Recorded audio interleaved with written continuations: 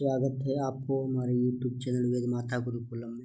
आइए आज पढ़ते हैं रासायनिक अभिक्रिया और समीकरण क्लास 10 का अभ्यास के प्रश्न तथा साथ साथ में अभ्यास के बीच में आने वाले जो प्रश्न होते हैं उनके बारे में भी।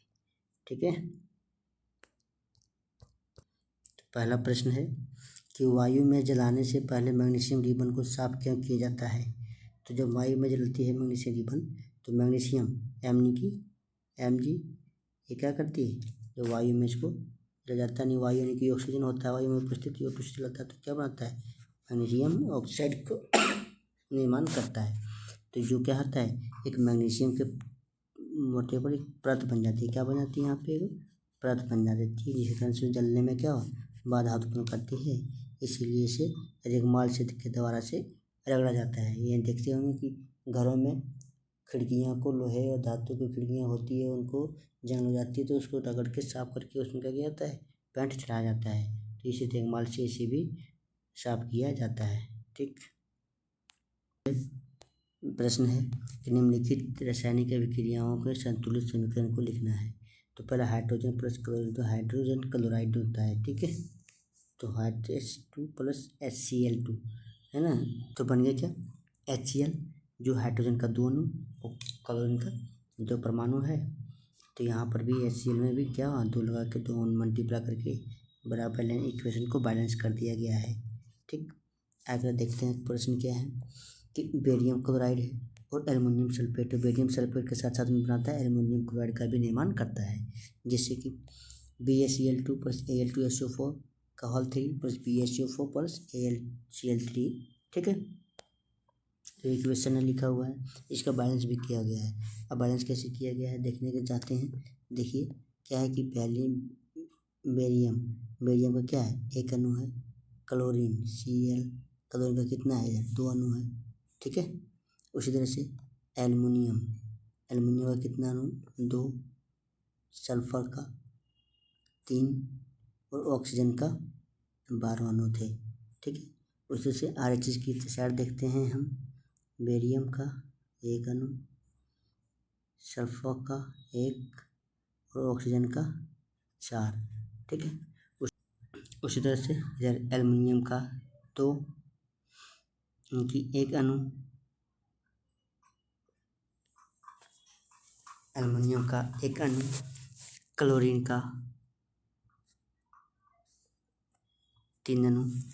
ठीक है, अब क्या करना है इसको बराबर करने के लिए, क्योंकि ये ऑक्सीजन की संख्या क्या है 12, इधर 4 ही है, तो इसको बराबर करने के लिए हमने इसमें 3 से क्या किया, गुना कर दिया, कितने से 3 से मल्टीप्लाई कर दिया इसको, तो क्या हो गया 3 बेरियम 3 सल्फेट और 12 ऑक्सीजन।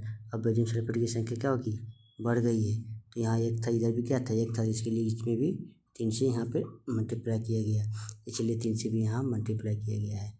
अब देखिए जब 3 से मल्टीप्लाई हो गया तो एल्युमिनियम का यहाँ कितना है, 2 है, एल्युमिनियम का इधर कितना था, 2 था, अब इधर लिखा हुआ कितना था, पहले 1 था, तो इसको 2 करने के लिए इसमें भी 2 से मल्टीप्लाई किया गया है, इसमें भी क्या किया है 2 से मल्टीप्लाई किया गया। ठीक है, क्लोरीन 6, क्योंकि क्लोरीन भी इधर क्या था 2 था, लेकिन यहाँ पर 3 से जब मल्टीप्लाई हो गया तो ये भी क्लोरीन भी कितना हो गया 6 हो गया, बेरियम भी 3 हो गया। ठीक, समझ गए। अगला प्रश्न है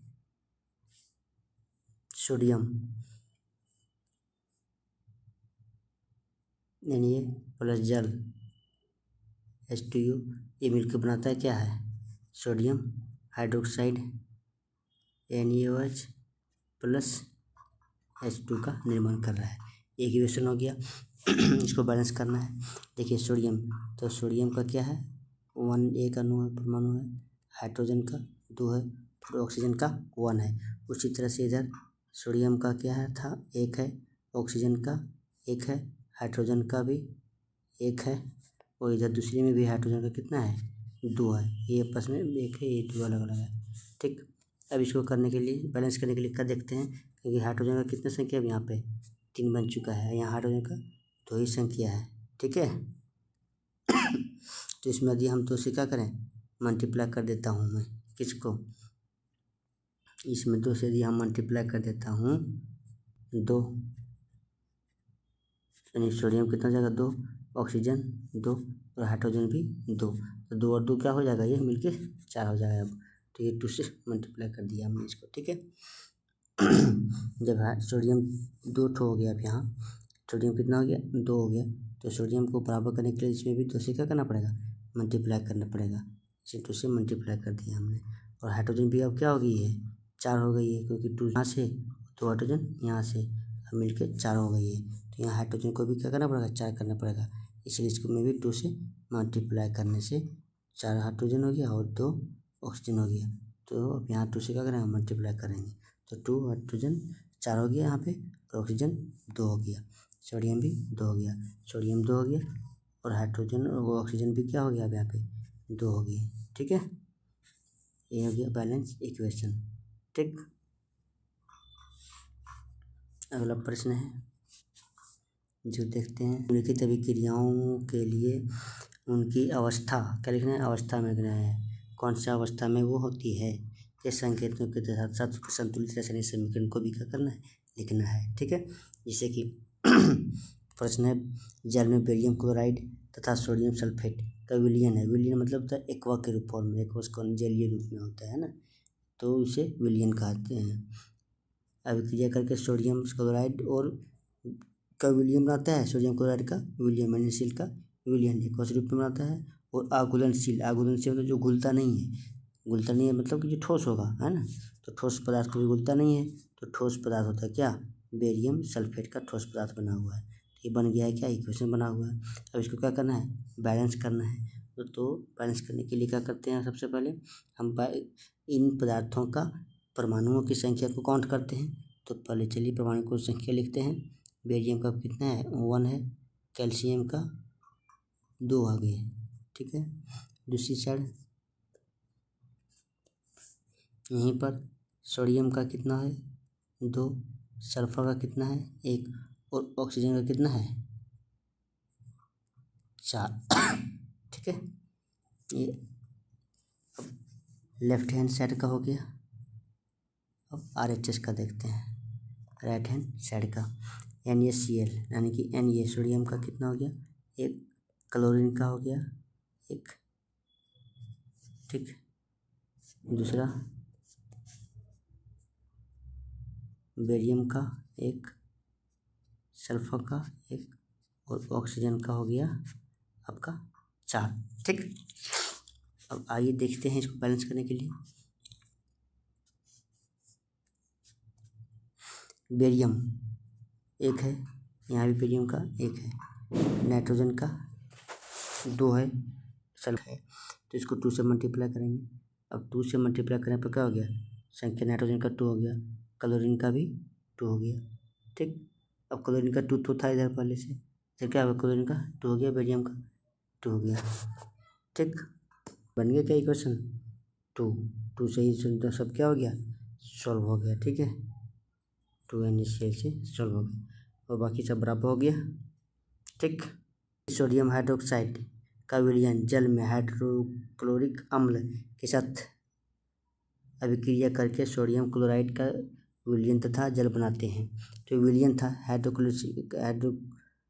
sodium hydroxide NaOH plus HCl, aqueous में रूप में था, दोनों जलीय रूप में था, जल विलयन के रूप में था, तो एक और लिख दिया गया है।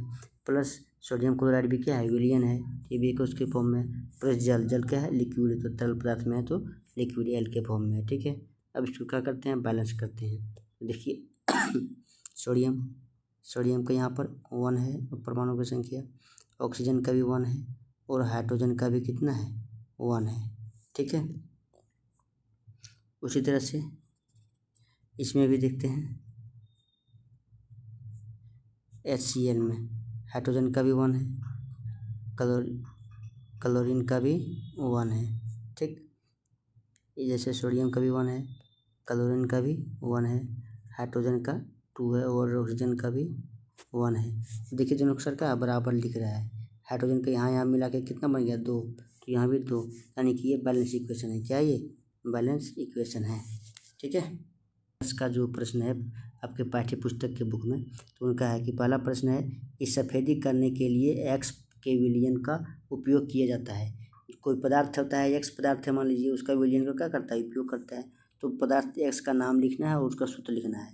तो था ऊपर दूसरा प्रश्न क्या है इसी में, जो एक्स पदार्थ है उसका क्या है कि जल के साथ जब अभिक्रिया करता है तो वो क्या बनाता है, उसका समीकरण को पूरा लिखना है। ठीक है, तो देखिए जब भी सफ़ेदी मतलब सफ़ेद से पता चल रहा है कि चूना हो सकता है, तो सब सफ़ेदी को एक्स के विलयन में उपयोग करके किया जाता है तो उसका नाम कहलाता क्या है, एक्स का पदार्थ का नाम है कैल्शियम ऑक्साइड, यानी कि बिना बुझा हुआ चूना, बिना बुझा हुआ चूना कैल्शियम ऑक्साइड। इसका सूत्र क्या है, CaO। क्या सूत्र है इसका, CaO। अब दूसरा क्या हो गया, इसका दूसरा प्रश्न का है कि वो जो वर्णित है ऊपर एक्स, इसका अभिक्रिया यानी कि जल से अभिक्रिया करती है, तो जब जल से अभिक्रिया कर लेती है तो क्या बनाती है, तो CaO कैल्शियम ऑक्साइड जब जल से अभिक्रिया करती है तो बनाती है कैल्शियम हाइड्रोक्साइड। क्या बनाती है, कैल्शियम हाइड्रोक्साइड, जो एक जलीय फॉर्म में होता है जिसे कहते हैं बुझा हुआ चूना। और CaO को क्या कहते हैं, बिना बुझा चूना, और कैल्शियम हाइड्रोक्साइड बुझा हुआ चूना। ठीक है, पहला प्रश्न दूसरा प्रश्न का आंसर। ठीक है, समझ गए। अगला प्रश्न है पृष्ठ संख्या 15 का प्रश्न है कि जब लोहे की कील को कॉपर सल्फेट के विलयन में डुबोया जाता है तो उनका रंग क्यों बदल जाता है। ठीक, तो जब देखिए लोहे की कील को यानी कि कॉपर सल्फेट की कील को, लोहे की कील को जब कॉपर सल्फेट के विलयन में जब डुबाया जाता है तो वो बन जाता है क्या, फेरिक सल्फेट बन जाता है और कॉपर को भी वो विस्थापित कर देता है ना। तो ये रंग बदल जाता है इसका, क्योंकि पहले जब कॉपर सल्फेट नीला रहता है, जब फेरिक ऑक्साइड डाला जाता है, लोहा डाल के कील डाला जाता है तो वो हल्का क्या होता है, हरा हो जाता है। क्यों, क्योंकि कॉपर को वो विस्थापित कर देता है अधिक अभिक्रियाशील धातु होने के कारण से। तो देखिए जब लोहे की कील को कॉपर सल्फेट के विलयन में डुबो जाता है तो विलयन अभिक्रिया होती है, विस्थापन अभिक्रिया होती है, तो जिसके कारण विलयन का नीला रंग हल्का हो जाता है, क्योंकि लोहा जो सो कॉपर से अधिक क्रियाशील धातु है इसलिए लोहे द्वारा कॉपर को विस्थापित कर का कारण लोहा से आयरन सल्फेट FeSO4 का निर्माण करता है। ठीक है, समझ गए। पहले जब नीला होता है तो बाद में हल्का हरा हो जाता है। आगे देखते हैं कि क्रियाकलाप जो है सो एनसीईआरटी बुक पाठ्य पुस्तक के अनुसार से दी गई है, तो द्विविस्थापन अभिक्रिया के अलावा किसी अन्य द्विविस्थापन अभिक्रिया का उदाहरण दीजिए जो बुक में दिया गया है, उसके अलावा कोई और एग्जाम्पल देने की बात किया जा रहा है, कुछ प्रश्न पूछा जा रहा है। ठीक है, तो देखिए आगे एग्जाम्पल देते हैं कि सोडियम हाइड्रोक्साइड और हाइड्रोक्लोरिक अम्ल को आपस में जब रिएक्शन किया जाता है तो ये सोडियम क्लोराइड और जल का निर्माण करता है। तो ये भी क्या है, द्विविस्थापन का अभिक्रिया है का एग्जाम्पल है। जैसे सोडियम में क्या होता है 2+ आयन, ऐसी क्लोरीन में क्या होता है 2- आयन होता है ना। सोडियम यानी कि 2+ आयन होता है और क्लोरीन 2- आयन। तो ये आपस में क्या करता है, आयनों का आदान प्रदान करता है। द्विविस्थापन अभिक्रिया वैसे अभिक्रिया जिसमें दो पदार्थों को आपस में आयनों के आदान प्रदान करके अभिक्रिया का निर्माण करती है कोई पदार्थ का। ठीक है, जैसे अगला प्रश्न है अभिक्रियाओं के उपचयित तथा अपचयित पदार्थों को लिखना है। कौन सी अभिक्रिया में जो है सो अभिक्रिया जो दिया गया है उसमें कौन सी पदार्थ अपचयित है और कौन सी उपचयित है, इसका पहचान करना है। तो अपचयन मतलब क्या पढ़े थे हम लोग कि जहाँ ऑक्सीजन की ह्रास होता है, और उपचयन मतलब जहाँ ऑक्सीजन की वृद्धि होती हो। तो देखते हैं आप, देखिए सोडियम में क्या हो रहा है, यहाँ ऑक्सीजन जुड़ रहा है, यानी कि उपचयित पदार्थ क्या है, सोडियम उपचयित हो रहा है। जहाँ सोडियम में जुड़ रहा है इस इक्वेशन के में सोडियम में क्या हो रहा है, ऑक्सीजन जुड़ जा रहा है, तो जुड़ रहा है इसका मतलब क्या हो रहा है, ऑक्सीजन का ये उपचयित हो रहा है। ठीक, उसी तरह से दूसरा इक्वेशन क्या है, कॉपर ऑक्साइड है प्लस हाइड्रोजन है। तो कॉपर ऑक्साइड और हाइड्रोजन में जब कॉपर को क्या कर रहा है, कॉपर से ऑक्साइड से ऑक्सीजन विस्थापित हो रहा है, यानी कि अलग हो रहा है। ठीक है, और हाइड्रोजन में ऑक्सीजन की क्या हो रही है, वृद्धि हो रही है। तो यहाँ पर कॉपर क्या हो रहा है, अपचयित हो रहा है, यानी कि जिसमें हाइड्रोजन ऑक्सीजन की ह्रास होना है कि अपचयित हो जाना। ठीक, और कॉपर में से अपचयित हो रहा है। ठीक,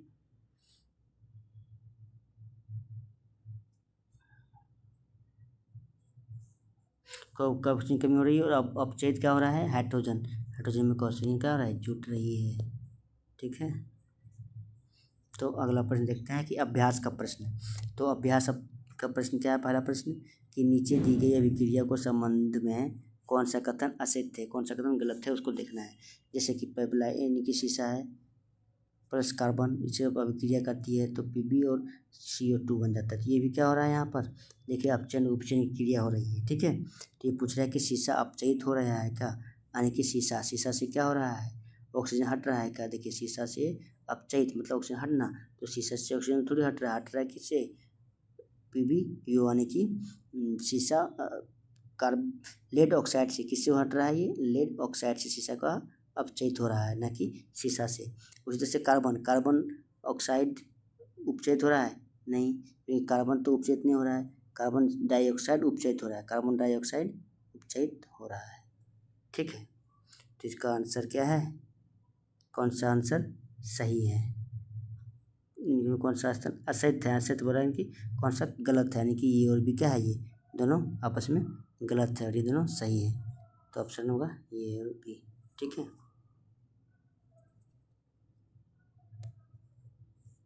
अगला प्रश्न की FeCO3, ठीक है, इसमें एल्युमिनियम से अभिक्रिया करती है तो Al2O3 और Fe बनाती है। दी गई अभिक्रिया किस प्रकार की अभिक्रिया है, यहाँ साफ साफ दिखाया जा सब देख सकते हैं कि लोहा जो है एल्युमिनियम से क्या करता है, अभिक्रिया ऑक्सीजन को विस्थापित करके अभिक्रिया कर ले रहा है, क्रिया उत्पन्न हो रही है, तो विस्थापन अभिक्रिया हो रहा है, ठीक है। आगे देखते हैं कि जब लोहे के चूर्ण को तनु हाइड्रोक्लोरिक अम्ल में क्या करते हैं, डाला जाता है, हाइड्रोक्लोरिक अम्ल में डाला जाता है, तो उसका सही उत्तर क्या होता है वो डालने से। देखो लोहा को HCl में डाला जाता है तो फेरिक क्लोराइड बनाता है और H2 का निर्माण करता है, हाइड्रोजन गैस का निर्माण करता है और आयरन क्लोराइड को क्या करता है, बना रहा है, ठीक है। तब तक के लिए धन्यवाद आप सभी को।